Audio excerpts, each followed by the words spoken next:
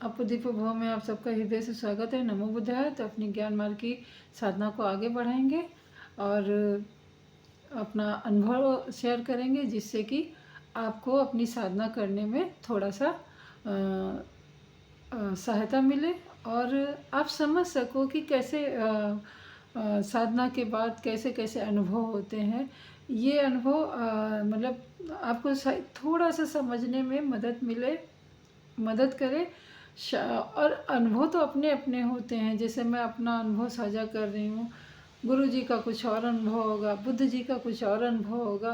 तो यानी हर प्रत्येक प्राणी का अपना अपना अनुभव रहता है। किसी से कोई मेल नहीं खाता, जबकि हम एक ही धरा पे रहते हैं, एक ही प्रकृति की छत्र छाया में जीते हैं, फिर भी अनुभव हमारा अलग अलग है। क्यों? क्योंकि हमारा मन अलग अलग है, हमारे स्वभाव अलग अलग हैं।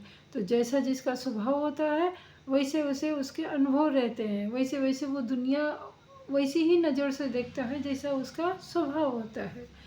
तो इसी के कारण कि थोड़ा आप लोगों को और समझ में आ जाए, तो 2-3 दिन से मैं अपने गुरु जी के वीडियो डाल रही थी। अभी गुरु जी इस संसार में नहीं है, परंतु उनके संस्थान, उनकी जो भी ये शिक्षण केंद्र हैं वो अभी भी चल रहे हैं और डेली कुछ ना कुछ नया वहाँ से अनुभव होता है और बहुत से लोग जुड़े हुए हैं।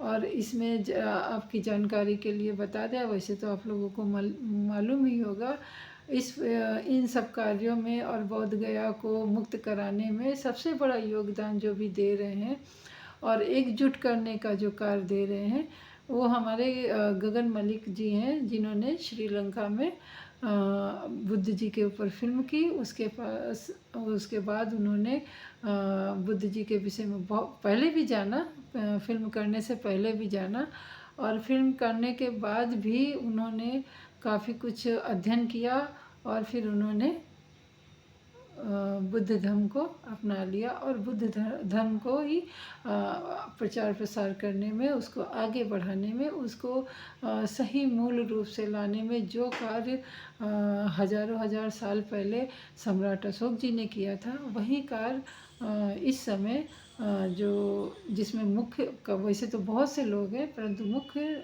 जो हैं गगन मलिक जी हैं और भी बहुत सारे साधक लोग और आचार्य लोग हैं।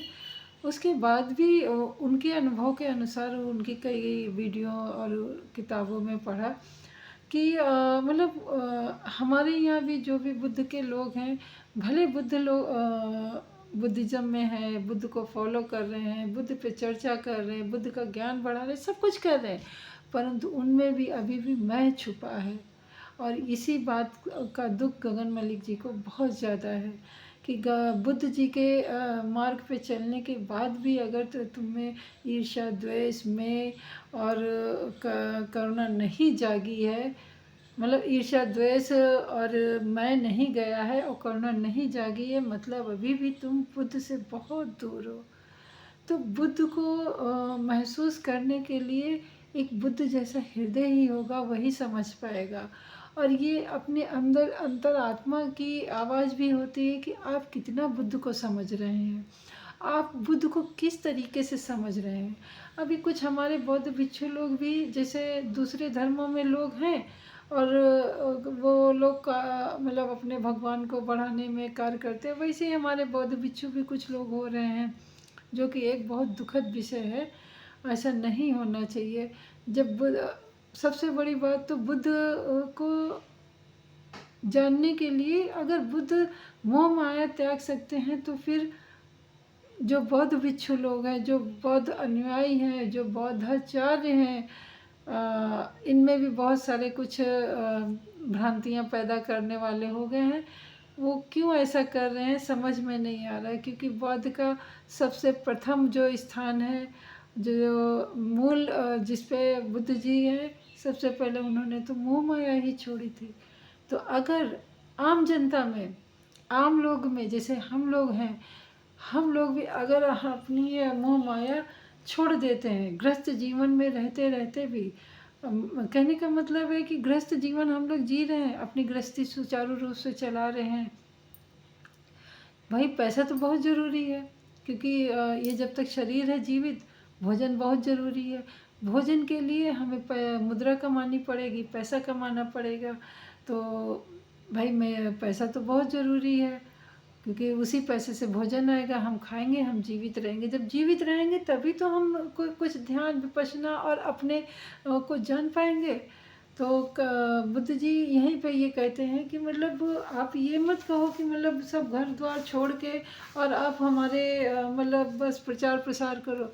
अरे प्रचार प्रसार वही है कि अगर एक इंसान भी अगर खुद अपने आप समझ गया और उसने ग्रस्त में रहते हुए सम्यक मतलब साष्टांग का जो भी विधियां हैं उनको पूरी तरीके से अपना लिया, तो वही बुद्ध हो गया। और उसके देखते देखते उसका भले धीरे धीरे गति से बदले, पर बदलेगा ज़रूर। क्योंकि अगर घर में एक व्यक्ति भी बुद्ध के विचारों वाला हो गया, बुद्ध के अनुसरण वाला हो गया, अष्टांग मार्ग को मानने वाला हो गया, उन प्रज्ञा को जानने वाला हो गया, साधना को समझने वाला हो गया, तो उसके आने वाली पीढ़ियां धीरे धीरे होती हैं ज़रूर, बदलती हैं ज़रूर। हमारा मकसद या बुद्ध जी का मकसद ये नहीं था कि अपना परचम लहराए। अरे परचम लहराना होता तो वो राजा बन के नहीं कर लेते क्या सब कुछ? किस चीज़ में कमी थी? परंतु नहीं, अगर किसी के हृदय को परिवर्तित कर दिया, उसके मन में करुणा, प्रेम, सद्भावना भर दी, उनकी सबसे बड़ी जीत थी। तो भगवान ने कभी ये गौतम बुद्ध जी ने कभी ये नहीं कहा कि हमारा परचम लहराए, हम घर घर में पूजे जाएं। उन्होंने कभी नहीं कहा कि हमें भगवान मानो, परंतु कुछ लोग उनको भी भगवान बना के और जाने क्या क्या कर रहे। ये गलत बात है मेरे अनुसार। तो कहने का मतलब है, कोई भी नागरिक हो, कोई भी हम जैसा आम छोटा सा व्यक्ति हो, वो अगर अपने जीवन में अष्टांगिक मार्ग को अपनाता है, थोड़ी सी ध्यान साधना कर लेता है, थोड़ा सा विपश्यना को समझ लेता है, तो कहना नहीं पड़ेगा कि वो बुद्ध के बहुत समकक्ष है। तो आशा है मैं अपनी बात कहने में, अपना अनुभव साझा करने में सक्षम हुई होगी। तो मिलते हैं अगली वीडियो में, तब तक के लिए नमो बुद्ध है। मंगल हो आपका भी, हमारा भी, सबका, जगत के समस्त प्राणियों का मंगल हो। नमो बुद्ध है।